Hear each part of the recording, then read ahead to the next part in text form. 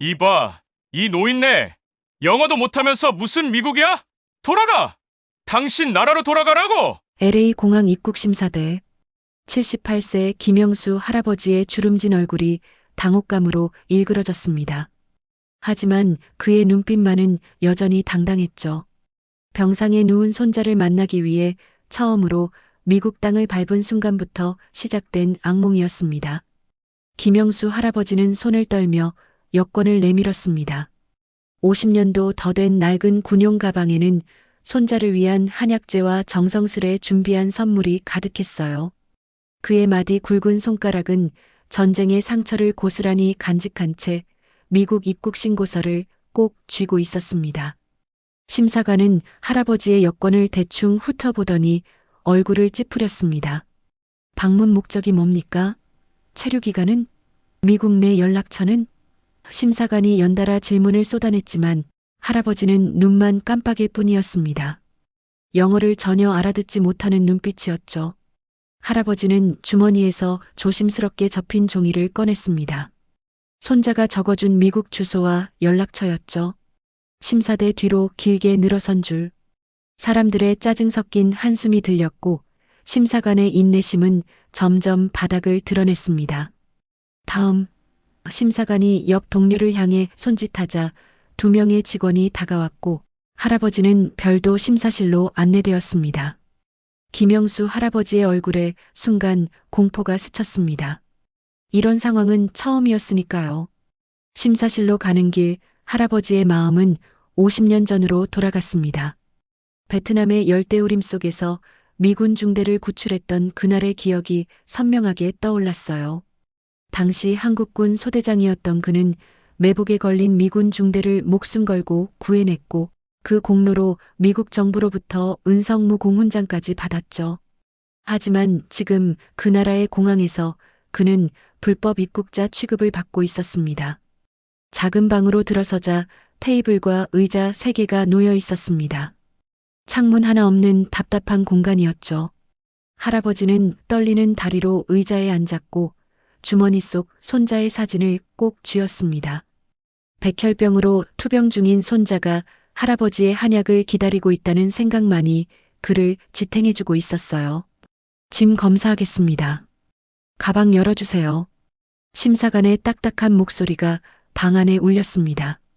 할아버지는 여전히 알아듣지 못했지만 제스처로 의도를 파악했습니다. 오래된 군용 가방을 조심스럽게 테이블에 올려놓았죠. 가방 자체가 하나의 역사였습니다.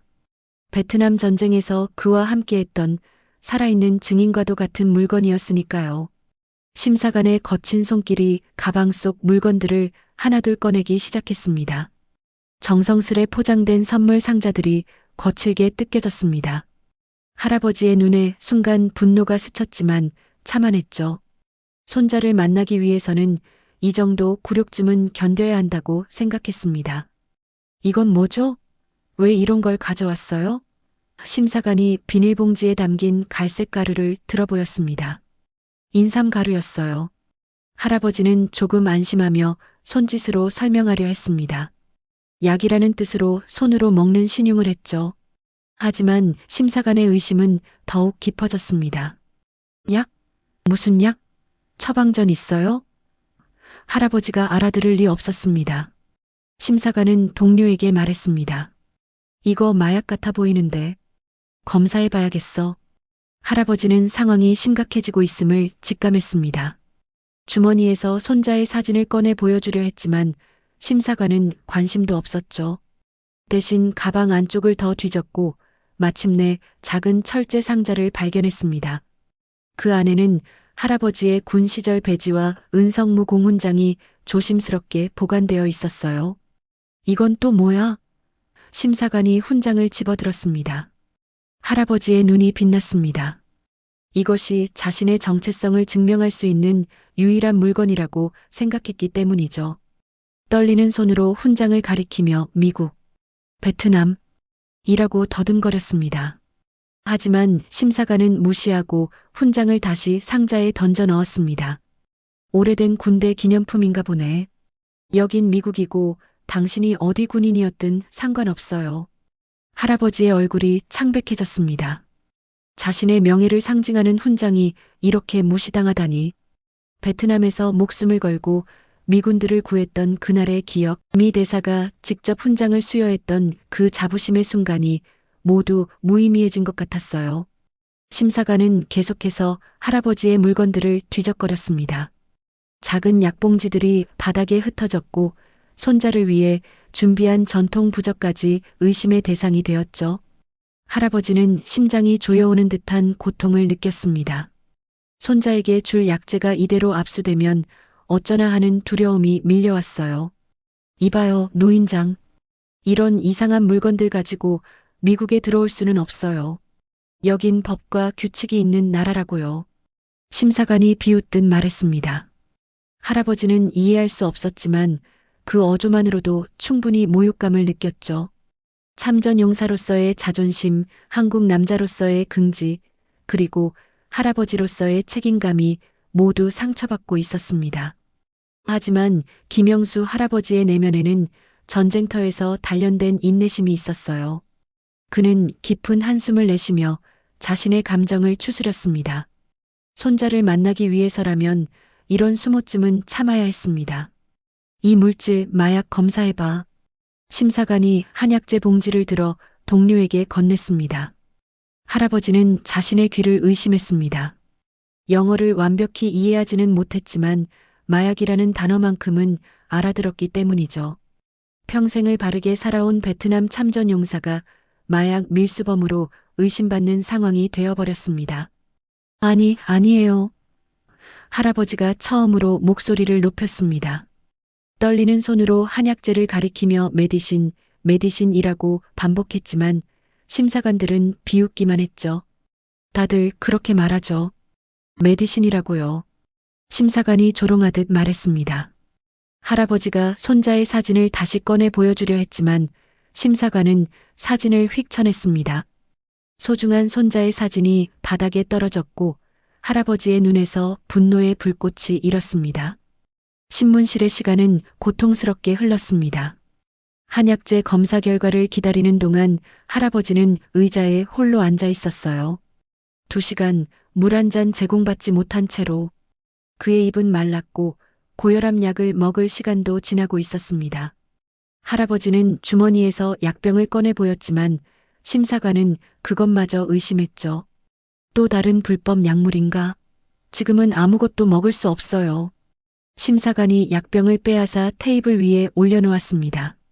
할아버지의 얼굴이 창백해졌고 이마에 식은 땀이 맺혔습니다.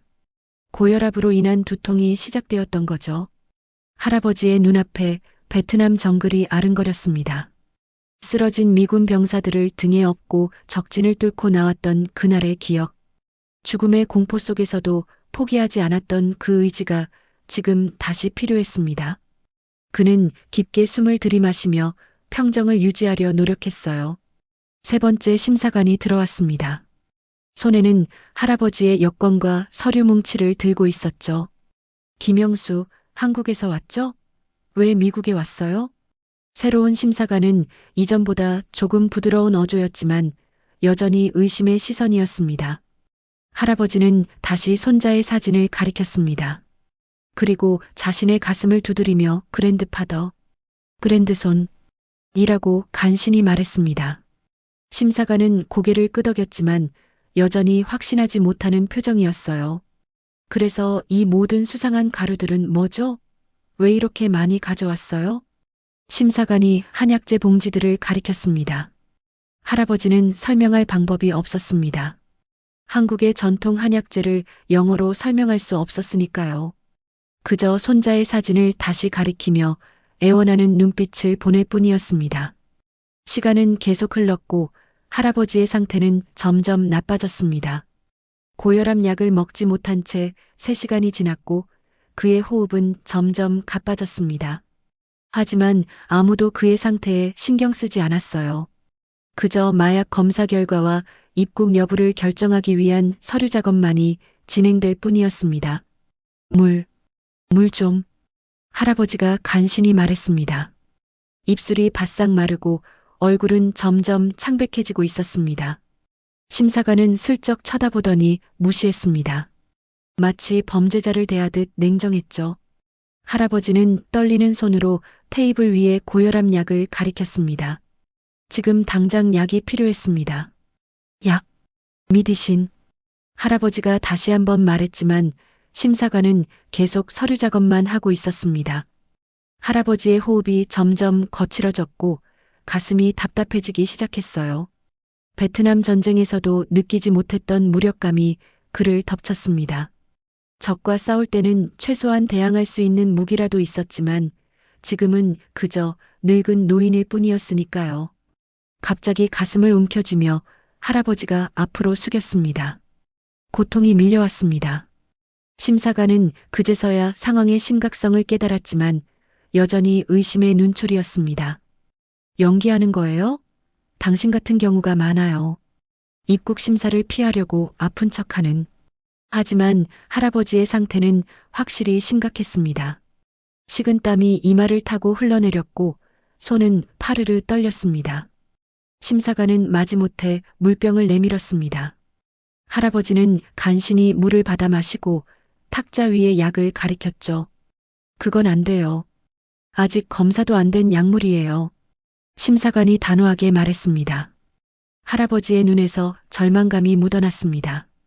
그는 주머니에서 낡은 가죽 지갑을 꺼냈고 그 안에서 오래된 사진 한 장을 조심스럽게 꺼냈어요. 젊은 시절에 그가 미국 장교들과 함께 찍은 사진이었습니다. 군복을 입은 그의 가슴에는 선명한 훈장이 빛나고 있었죠. 심사관은 사진을 힐끗 보더니 다시 무시했습니다. 옛날 사진이 지금 무슨 상관이에요? 할아버지는 고개를 떨구었습니다. 자신이 목숨을 걸고 구했던 나라에서 이런 대우를 받게 될 줄은 꿈에도 몰랐습니다. 시간은 계속 흘렀고 할아버지의 상태는 계속 악화되었습니다. 이젠 숨쉬기조차 힘겨워 보였습니다. 심사관들은 계속 서류와 검사에만 몰두했고 할아버지의 상태는 안중에도 없었죠. 가끔 힐끗 쳐다볼 뿐이었습니다. 적어도 손자에게 전화. 할아버지가 간신히 말을 이었습니다. 미국에 있는 손자에게 자신의 상황을 알리고 싶었던 거죠. 하지만 심사관은 고개를 저었습니다. 조사가 끝날 때까지는 외부 연락 불가합니다. 할아버지의 눈에서 눈물이 맺혔습니다. 베트남 전쟁의 포화 속에서도 흘리지 않았던 눈물이 이제 와서 흘러내렸습니다. 그것은 분노의 눈물이 아니라 깊은 실망과 슬픔의 눈물이었습니다. 자신이 젊음을 바쳐 지켰던 나라에서 이제는 한 사람의 인간으로서도 존중받지 못하고 있다는 현실에 대한 슬픔이었죠. 상황은 점점 더 악화되었습니다. 할아버지의 얼굴색이 파랗게 변했고 호흡은 더욱 가빠졌습니다. 심사관 중 한 명이 불안한 듯 상사에게 귓속말을 했지만 여전히 적극적인 조치는 취해지지 않았습니다. 그들에게 할아버지는 여전히 수상한 입국자일 뿐이었으니까요. 바로 그때였습니다. 신문실 문이 갑자기 열리고 한 남자가 들어섰습니다. 40살 즈음으로 보이는 한국계 미국인이었죠. 실례합니다. 제가 도울 수 있을 것 같아서요. 조현우 의사였습니다. LA 공항 의무실에서 근무하는 응급의학과 전문의였죠. 우연히 지나가다 상황을 목격한 것이었습니다. 그는 즉시 할아버지의 상태를 살폈습니다. 이분 지금 응급 상황입니다. 고혈압성 위기로 보이네요. 조현우가 전문가적인 어조로 말했습니다. 심사관들이 당황한 표정을 지었습니다. 당신은 누구시죠? 여긴 입국심사 구역이라 허가 없이 들어올 수 없어요. 조현우는 신분증을 보여주며 차분하게 대답했습니다. LA 공항 의무실 당직 의사입니다. 응급 상황이라 개입했습니다. 그는 할아버지에게 다가가 맥박을 확인했습니다. 이분 약 좀 주세요. 테이블 위에 있는 거요. 심사관은 망설였지만 의사의 단호한 태도에 약병을 건넸습니다. 조현우는 할아버지가 약을 먹을 수 있도록 도왔고 물도 충분히 마시게 했습니다. 할아버지의 눈에 안도감이 떠올랐어요. 조현우는 한국어로 물었습니다. 할아버지, 어디가 불편하세요? 다른 약은 드시고 계신 것 있으세요? 할아버지의 눈이 반짝였습니다. 드디어 자신의 말을 알아듣는 사람을 만난 것이죠. 아이고, 이 늙은이 좀 살려주게. 손자 병문안 왔다가 이런 꼴을 당하네. 할아버지가 한국어로 대답했습니다. 조현우는 고개를 끄덕이며 할아버지의 이야기를 들었습니다. 그리고 심사관들에게 상황을 설명했습니다. 이분은 손자 병문안을 위해 오신 겁니다. 손자가 백혈병으로 LA 아동병원에 입원해 있대요. 가방에 있는 건 전통 한약재예요. 마약 아닙니다. 심사관이 의심스러운 눈초리로 물었습니다. 그걸 어떻게 확신합니까? 검사 결과도 안 나왔는데. 조현우는 한약재 봉지들을 살펴보았습니다. 제가 한의학도 공부했습니다. 이건 인삼, 황기, 당귀 모두 전통 한약재예요. 암 환자들에게 면역력 강화를 위해 흔히 사용하는 것들이죠. 심사관은 여전히 의심스러운 표정이었지만 조현우의 전문가적인 설명에 반박할 수는 없었습니다. 조현우는 계속해서 할아버지와 대화를 나누며 상황을 파악했습니다. 그리고 갑자기 그의 눈이 커졌어요. 할아버지의 낡은 가죽 지갑에서 보이는 사진 때문이었습니다. 이분, 혹시? 조현우가 할아버지에게 물었습니다. 할아버지, 베트남전 참전하셨나요? 할아버지가 천천히 고개를 끄덕였습니다. 소대장이었지. 미군 구에서 훈장도 받았어.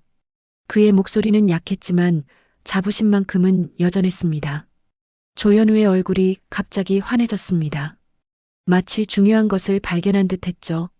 그는 할아버지의 가방에서 철제 상자를 조심스럽게 꺼냈습니다. 그 안에 있던 은성무 공훈장과 퍼플아트를 심사관들에게 보여주었습니다. 이거 아십니까? 은성무 공훈장입니다. 미국 정부가 수여하는 최고의 훈장 중 하나예요. 외국 군인에게는 특별한 경우에만 수여됩니다. 심사관들의 표정이 미묘하게 변했습니다. 조현우는 할아버지에게 다시 물었습니다. 할아버지, 어떻게 이 훈장을 받으셨어요? 할아버지는 기운을 차리고 천천히 이야기를 시작했습니다. 조현우가 통역했습니다. 1968년 귀선 지역에서 매복에 걸린 미군 중대를 구출했습니다. 할아버지의 소대가 위험을 무릅쓰고 적진에 들어가 부상당한 미군 병사 23명을 구해냈대요. 그 과정에서 할아버지도 부상을 입으셨고요. 심사관의 눈이 커졌습니다. 정말입니까? 그게 사실이라면. 조현우는 할아버지의 지갑에서 꺼낸 오래된 신문 스크랩을 보여주었습니다. 거기엔 젊은 김영수가 미국 장군으로부터 훈장을 받는 모습이 담겨 있었어요. 기사 제목은 한국군 소대장, 미군 중대 구출의 영웅으로 추앙받아였습니다. 심사실의 분위기가 순식간에 바뀌었습니다. 심사관 중 한 명이 조용히 자리에서 일어났습니다. 그의 표정이 완전히 달라져 있었어요. 제 아버지가 베트남에서 복무했었습니다. 아버지 세대 군인들은 한국군에 대한 이야기를 자주 했어요. 가장 용감한 전사들이라고요.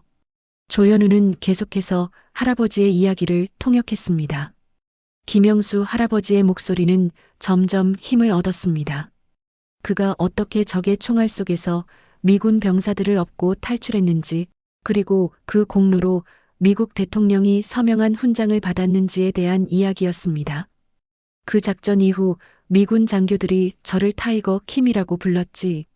우리 한국군을 타이거 디비전이라고 불렀거든. 할아버지의 말을 조현우가 통역했습니다. 상급 심사관이 급히 들어왔습니다.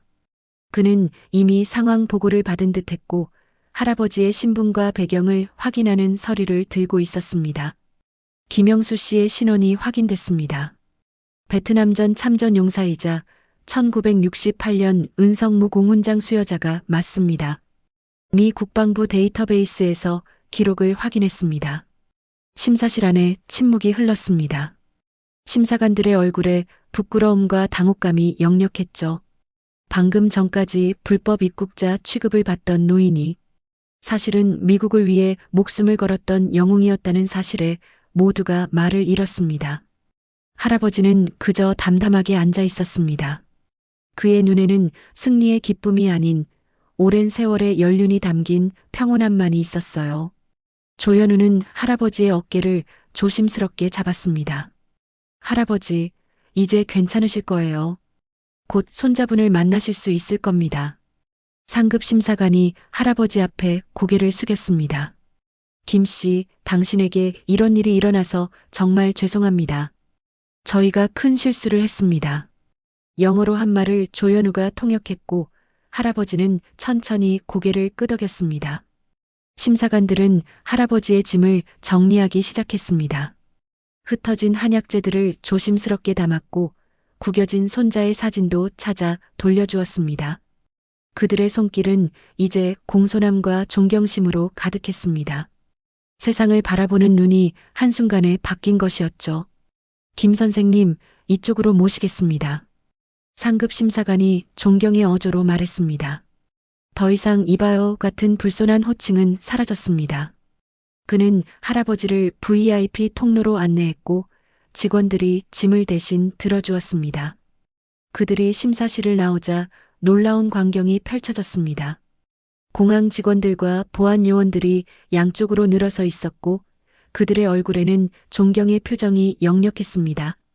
조현우가 할아버지에게 설명했습니다. 할아버지의 이야기가 공항 전체에 알려졌나 봅니다. 미군을 구한 영웅을 맞이하는 거예요. 할아버지의 눈에 감동의 빛이 어렸습니다. 억울했던 마음, 분노와 실망감이 천천히 녹아내리는 순간이었죠. 상급 심사관이 걸음을 멈추더니 할아버지 앞에 서서 공식적인 자세를 취했습니다. 김영수 선생님, 미국을 대표하여 진심으로 사과드립니다. 당신 같은 영웅이 이런 대우를 받았다는 것은 저희의 큰 수치입니다. 말을 마친 심사관은 천천히 무릎을 꿇었습니다. 공항 로비에서 수많은 사람들이 지켜보는 가운데 미국 공무원이 한국 노인 앞에 고개를 숙인 것입니다. 그 순간 주변이 조용해졌습니다. 시간이 멈춘 듯 했죠. 일어나시오. 할아버지가 한국어로 말했습니다. 비록 심사관은 이해하지 못했지만 그 의미는 전달되었습니다. 할아버지가 덧붙였습니다. 병사는 명령에 따를 뿐이요. 나도 군인이었으니 이해하오. 조현우가 통역하자 심사관의 눈에 감동의 빛이 어렸습니다. 할아버지의 품격에 감화된 것이었죠. 심사관이 일어나 경례를 붙였습니다. 선생님 같은 분이 우리나라를 도와주셔서 영광입니다. 퍼플아트와 은성무 공훈장은 쉽게 받을 수 있는 것이 아닙니다. 할아버지는 담담하게 받아들였습니다. 그에게는 훈장보다 더 중요한 것이 있었으니까요. 내 손자, 빨리 보고 싶소. 할아버지의 말을 조현우가 전했고 심사관은 즉시 행동에 옮겼습니다. 당장 아동병원에 연락해서 손자분이 기다리고 있다고 알리겠습니다. 그리고 선생님을 위한 특별 수송도 준비하겠습니다. 공항 관계자들이 빠르게 움직였습니다. 한때는 수상한 외국인으로 취급받던 노인이 이제는 최고의 VIP가 되었습니다. 할아버지의 건강을 위해 의료진도 대기했고 병원까지 에스코트할 경찰 차량도 준비되었습니다. 심사관들 중 한 명이 다가와 조심스럽게 물었습니다.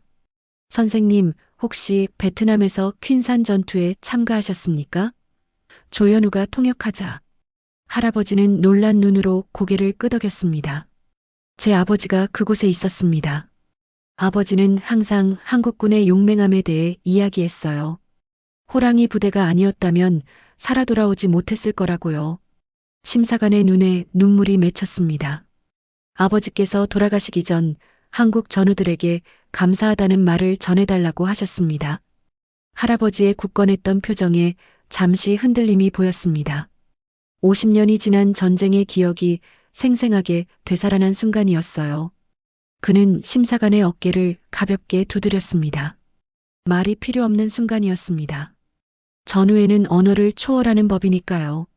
LA 공항의 VIP 라운지에서 김영수 할아버지는 조현우와 함께 휴식을 취하고 있었습니다. 특별 수송을 기다리는 동안이었죠. 할아버지의 얼굴에는 안도감과 기대감이 교차했습니다. 곧 사랑하는 손자를 만날 수 있다는 생각에 그의 눈빛은 점점 밝아졌어요.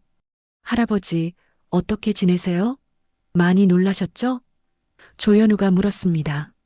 할아버지는 천천히 고개를 저었습니다. 살다 보면 이런 일도 있는 법이지. 전쟁터에서는 이것보다 더한 일도 많았어. 눈앞에서 전우들이 죽어갈 때는 말이야. 할아버지의 목소리에는 삶의 무게가 담겨 있었습니다. 그때 라운지 문이 열리고 공항 책임자와 함께 처음 할아버지를 신문했던 심사관이 들어왔습니다. 그의 표정은 이전과 완전히 달랐어요. 부끄러움과 후회가 가득했죠. 그는 할아버지 앞에 서서 깊이 인사했습니다. 선생님, 제가 저지른 실수에 대해 다시 한번 사과드립니다. 선생님께서 미국을 위해 하신 희생을 생각하면 그의 목소리가 흔들렸습니다. 할아버지는 평온한 미소를 지었습니다. 젊은이 괜찮소? 당신은 자신의 일을 했을 뿐이요. 나라를 지키는 일은 때로는 불편할 수도 있는 법이지. 조현우가 통역했고 심사관의 눈이 커졌습니다. 선생님의 관용에 감사드립니다. 제가 무례했음에도 이렇게 너그럽게. 심사관이 말을 이었습니다. 할아버지는 지그시 그를 바라보았습니다. 나는 전쟁에서 배웠다오. 증오는 아무것도 해결하지 못한다는 것을. 내가 미군을 구한 것도 그들이 미국인이어서가 아니라 그저 사람이었기 때문이요.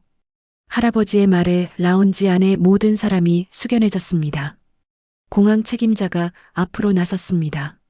선생님, 손자분이 있는 병원으로 모실 준비가 됐습니다. 경찰 에스코트와 함께 VIP 차량이 준비되어 있습니다.